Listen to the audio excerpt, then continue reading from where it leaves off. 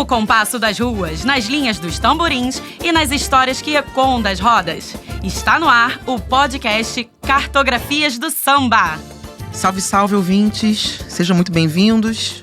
Hoje eu, Vanessa Teles, sambista, educadora, geógrafa portelense, tricolor, pesquisadora do samba, vou conversar hoje com Toninho Nascimento, cantor, compositor e ilustre participante da velha guarda da Escola de Samba Portela. Uma referência importante na ala dos compositores, um dos compositores preferidos de Clara Nunes, que dele gravou várias músicas, como Contos de Areia e Deusa dos Orixás, parceria com Romildo. Foi parceiro de Roberto Ribeiro, foi gravado pelas incríveis cantoras Elza Soares e Elisete Cardoso. Para abrir essa roda de memórias, nada melhor do que passar o microfone para ele, Toninho Nascimento. Conte pra gente quem é você e como o samba pulsa em sua trajetória.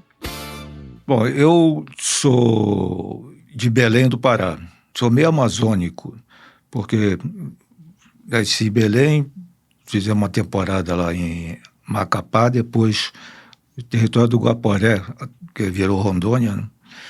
E depois nós viemos para o Rio. Eu fui criado na aldeia campista. Aí todo mundo me pergunta, onde é a aldeia campista? A aldeia campista na época era um bairro que existia, a aldeia campista, que fica entre Maracanã, Vila Isabel, Tijuca e Andaraí. Eu fui criado ali, né? Sou da época, tanto peguei a época do rádio e também a época dos festivais, já na televisão, né? E quando eu morava nessa rua Senador Soares, eu comecei a querer fazer música. E eu queria um parceiro. Eu devia ter uns 16 anos, 17. E o Salgueiro ensaiava no Clube Maxwell. Ele ensaiava lá. E de vez em quando eu ia lá para ver, mas eu era meio tímido, né? Depois eu fui morar em Mesquita. E lá eu encontrei o Romildo. E nós começamos, então, a fazer uma parceria. Eu sempre gostei de música, né? E o samba faz parte da música, né? Quando a gente pega, por exemplo, a gente fala de Chico Buarque. Se você pegar os primeiros discos do Chico, a maior parte das músicas são samba. E como aconteceu a aproximação com a Portela? Bom, aí o Romildo, ele era passista da Portela, e ele, nessa época, para você entrar para a aula de compositores de qualquer escola, tinha um concurso. Os 3 primeiros lugares, então, ocupavam as vagas.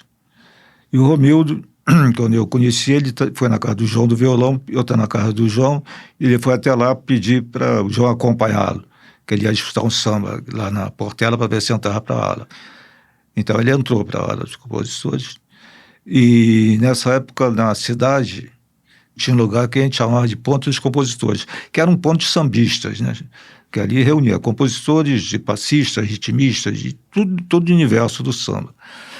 E, por causa do Romildo, então eu comecei a frequentar a Portela. Aí, a primeira vez que eu fui à Portela, tinha a cantina, tinha a Vicentina, e quando eu entrei lá, tinha um conjunto cantando todo mundo de azul e branco, e aquele clima todo portelense, aí eu me tornei portelense. Fácil, né? Se apaixonar pela Portela, né? E como foi a sua infância, né? Nós vamos tentar chegar em como aconteceu essa sua relação com o samba desde pequeno. Como foi a infância? Onde você estudou? Como foi a sua experiência na escola? Na infância ela foi partejada, né? Parte foi lá não me lembro direito, lá em Macapá, Rondônia. E então, quando eu cheguei aqui no Rio, a minha infância foi aquela que é o paraíso de qualquer criança, da minha época, né? Jogar bola na rua, soltar pipa, subir em árvore, as ruas lá na estação do Riachuelo, onde primeiro eu morei, não eram calçadas, cheias de terrenos baldios. Hoje não tem mais isso. Mas também é outro mundo, né? Depois a gente foi morar em Vila Isabel. Já era outro espaço, porque ali já era tudo calçado, né? Então, agora, em relação ao samba, eu prefiro dizer, em relação à música, eu sou da geração da Rádio Nacional. Então, ficar ligado o dia inteiro a Rádio Nacional. Então era uma rádio que tinha variedades, né? Então ficava ouvindo músicas o tempo inteiro. Ângela Maria, Eminéia Borba, Calbi Peixoto. Eu sempre gostei de música e gostava também de saber quem eram os autores da música. Então acho que aí já havia uma certa inclinação para compor também, né? Interesse pela composição. Pela né? composição. Não apenas pela interpretação, mas pela composição. Sim, sim.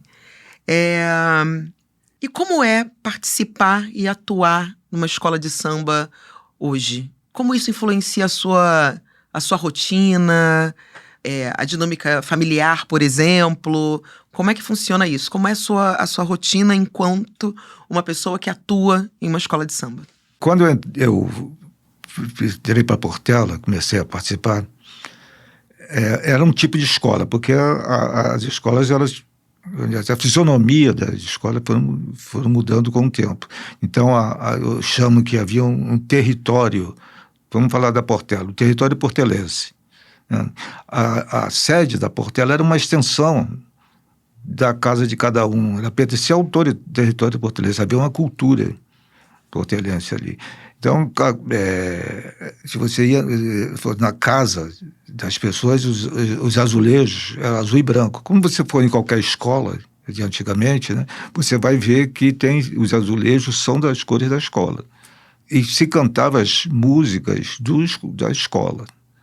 Havia essa cultura. Né? Quando eu cheguei a Portela, essa fase comunitária já tinha passado. Mas ainda restava um elemento dessa época que é o chamado samba de quadra, ou samba de terreiro. Ainda peguei essa época, né? Que é um samba que tem o refrão e a segunda parte, né? Quando eu ainda peguei isso, aí comecei a disputar samba enredo. Atualmente, a escola ela tem uma nova fase, uma nova face, porque antigamente nessa fase comunitária, o carnaval era um evento que fazia parte da agenda do anual. Os compositores tinha sempre alguma coisa a fazer dentro da sede da escola. E é muito em relação à comida também, né? Os sambas de quadra, qualquer evento. E o carnaval era um desses eventos. Ele não era o principal, ele era um dos eventos. Atualmente, não. Até o Cláudio Jorge, ele cunhou uma expressão que eu acho perfeita, que ele diz que atualmente são escolas de carnaval. Atualmente as escolas vivem em função do desfile. Né? Então eu peguei uma fase intermediária e essa fase da escola de carnaval. Né? Entendi. Durante a sua trajetória, né, eu imagino que você tenha vivenciado várias situações, né, participado de várias histórias. Se puder, conta pra gente algum caso pitoresco, né, que ilustre a sua participação na Portela. A primeira vez que eu fui a Portela foi com o Romildo. Não, primeira vez não. A primeira vez foi essa vez que teve a roda de samba que eu fiquei encantado com aquele clima, né? Aí depois eu fui com ele outras vezes lá. E uma dessas vezes, quando nós chegamos, passava alguém, fazia aquela aglomeração em volta do pessoal, eu perguntava, Romildo, quem é aquele ali? Aí ele dizia assim, aquele é o Aniceto, aquele é o Mijinha, aquele é o Manasseia, aquele é o Chico Santana, e por aí vai. Aí de repente passou um baixinho, gordinho, andando todo serelepe, aí todo mundo ficou no entorno dele, né? Aí eu perguntei, Romildo, é aquele ali, quem é? Aí ele falou assim, aquele é o João Porém. Eu pensei, que é compositor? Ele falou assim, não. Ele era uma celebridade da Portela, o João Porém. O que ele faz? Não, sabe aquela música do Paulinho da Viola? Porém, ai, porém. Quem faz esse ai, porém, é ele. Aí ele ficou ser chamado de João Porém e é uma das celebridades da Portela. Né? Nossa, não sabia dessa história. Muito bom, muito bom. E a sua participação na velha guarda? Como é essa participação? Quando eu cheguei a Portela, quem criou essa instituição chamada Velha Guarda foi o Paulinho da Viola e foi criada na Portela. Sim. O Paulinho pegou e juntou aqueles compositores e as tias, né, para fazer o coro. Então, era Mijinha, Manasseia, Chico Santana, Casquinha, Argemiro, Monarco. Tia Doca, Tia Eunice. Então, era basicamente de compositores, né? E o pessoal da cozinha, do violão, eram participantes, eram em nome de história, da vivência da escola, né? O pessoal do violão, do cavaco e do ritmo. Paulinho criou, e outras escolas passaram a imitar essa configuração. Essa né? configuração, esse nome Velha Guarda. Porque inicialmente a Velha Guarda era um grupo de compositores antigos que faziam. Só que atualmente, não. Existe a Velha Guarda, que são de figuras que pertencem à escola da antiga. Então tem a Velha Guarda da Portela, que é uma coisa. E a Velha Guarda Show da Portela, que é a qual eu pertenço. E para mim, que sou portelense, vivi com aquele pessoal da primeira geração, da Velha Guarda, entrar para a Velha Guarda Show é realmente uma honra. Né? Quando o Serginho Procópio me convidou para... Serginho Procópio é filho do Osmar do Cavaco, parceiro de folia, né? Do Candeia. Aí ele me telefonou e me convidou para pertencer à Velha Guarda Show. Aí claro que eu quero. Então, para mim é realmente uma honra. E qualquer compositor da Portela quer pertencer à Velha Guarda Show, né? Sim, uma ala muito, muito admirada, né? E respeitada. Não só pelos portelenses, mas por todo mundo, né? Que vive o samba, que vive a escola de samba, né? Uma curiosidade, você passou por outras agremiações ao longo desse período, enquanto sambista, enquanto participante de escola de samba? Quando estourou a música Conde de Areia, eu comprei uma casa lá em Vila Isabel, na Rua Torres Homens, perto da Praça 7, que é o coração de Vila Isabel, e perto do reduto da escola Vila Isabel. Então eu vivia ali na praça, convivia com aquele pessoal da Vila Isabel. Então eu era da Portela, mas convivia também com o pessoal da Vila. Em 81, eu disputei um samba-enredo lá e eu não gostei do resultado. Né? Quer dizer, hoje eu me arrependo, né? Mas não dá para voltar atrás. Aí eu saí da Portela, aí o pessoal da Vila, que me conhecia, aí perguntou se eu não queria participar dos compositores da Vila, e eu, então, passei uma temporada na Vila. Ficou por lá quanto tempo? Eu devo ter ficado uns 3 anos. Aí depois eu parei com o samba, assim, disputar samba-enredo. Aí, quando foi mais ou menos em 2007, eu estava na casa do Noca, era um domingo, aí ele ia para a feijoada da Portela. Aí ele perguntou, tu não quer voltar para a Portela, não? Eu falei assim, pô, quero. Então vamos comigo lá para a feijoada. Aí chegamos na Portela, ele falou com então, o presidente da aula, que era o Nilo, o Nilo quer voltar para a Portela. Eu disse, então, tudo bem, então fala com o Scafura, porque o Scafura na época, que é o atual presidente, Sim. Ele era o presidente da aula dos compositores. Fala com o Scafura que para ele botar ela na aula. Aí eu voltei para a Portela. Como Velha Guarda, vocês participam de muitos eventos culturais ao longo do ano, né? Eu imagino que nessa época mais próxima ao carnaval fique mais intenso, ou é algo bem equilibrado ao longo do ano? Olha, eu sou o baby da Velha Guarda, né? Então, eu está em novembro, entrei em setembro, tudo. Eu acho que eu entrei em setembro. Quer dizer, eu não sei mais ou menos como é que é essa dinâmica Sim. toda da Velha Guarda. Agora é que eu estou tomando conhecimento. Nós fizemos um show em Maricá, Macaé, agora vamos fazer Paracambi, dia 30, já tem previsto o Trem do Samba para dezembro, e dia 27 vai ter a feijoada e também o Candongueiro. E quando chegar o carnaval, nós vamos participar, a Velha Guarda da Portela vai participar do camarote da Portela também. E vamos desfilar com a roupa da Velha Guarda. Então já está acontecendo uma organização para o carnaval. Já. Já tem até o figurino da roupa e a gente já tem esse lance de a gente se apresentar no camarote da Portela. Ensaios já estão acontecendo? Eu não tenho ido ao ensaio ainda.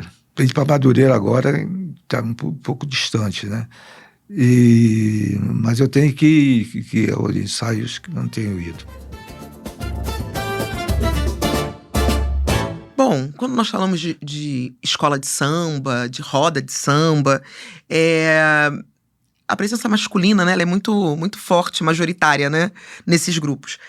Como você vê, ao longo desses anos, a presença feminina nas agremiações? Você notou grandes mudanças? Mudou um pouco, né? Porque assim que eu entrei no mundo do samba, a presença feminina era raríssima.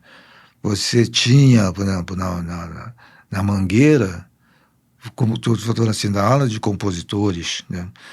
Você tinha a Verinha, quase ninguém ouviu falar dela, e a Alice Brandão. Um ponto fora da curva, não tinha. No Império, você tinha Dona Ivone Lara. Eu não me lembro de uma outra compositora no Império. E na Portela, assim, como compositora, eu não me lembro. Agora, tinha, assim, dentro da escola, as passistas, as baianas, a participação feminina ficava mais nessa área, assim, né? Mas de compositores, não. Atualmente existe, está franqueado, né? Uhum. Agora depende da vontade de cada uma. Ao longo da sua história, né? Como foi esse trânsito, por exemplo? Você falou que tem uma filha. Ela participa da escola de samba. Como foi, ao longo do tempo, a participação de companheiras, mãe, tia, amigas, pessoas, mulheres do seu entorno na escola de samba? Olha, da minha família, o único que teve essa vocação para a música sou eu. Assim, os meus ascendentes, não tem ninguém. Sim. Os meus descendentes gostam de samba porque dos meus sambas. A minha neta, né? Ela gosta dos meus sambas, né? A minha filha, eu tenho 2 filhas, uma que mora em São Paulo, outra que mora aqui no Rio. E toda a peça aqui do Rio, que mora aqui do Rio, ela é sambista, samba pra caramba, né? E ela é portelense porque ela é afilhada do Noca da Portela, né? Essa daqui é a Jéssica, a de São Paulo, ela é portelense, a minha neta é portelense porque elas desfilaram. Agora tem um mais novo, de 15 anos, que ele nunca desfilou, então eu não sei se ele é portelense ainda. Eu acredito que sim, né? Bom, você está presente, né, na Portela como compositor, como velha guarda, e como é a relação com outras alas? Você não transita muito por outras, não tem uma relação? Não existe assim, essa relação de alas, é só durante o desfile, né? Sim, fora do desfile não há essa divisão, não. E sobre o futuro da velha guarda, como você vê o futuro da ala? Nesse período, né, nós conversamos com vários representantes de velha guarda que trouxeram várias questões, problemas, né, que envolve a velha guarda. Como você, a partir do que você observa hoje, como você vê o futuro dessa velha guarda? A velha guarda da Portela, ela vem sempre se renovando ao longo do tempo, por questões naturais, ela vai se renovando. Então, por exemplo, eu, que tenho um histórico musical, e o Vanderlei Monteiro, que também tem um histórico musical. Tem a Deide Santana, que é filha do Chico Santana, a Áurea Maria, filha do Manasseia, tem a Jane Carla, que é filha do ex-presidente da Portela.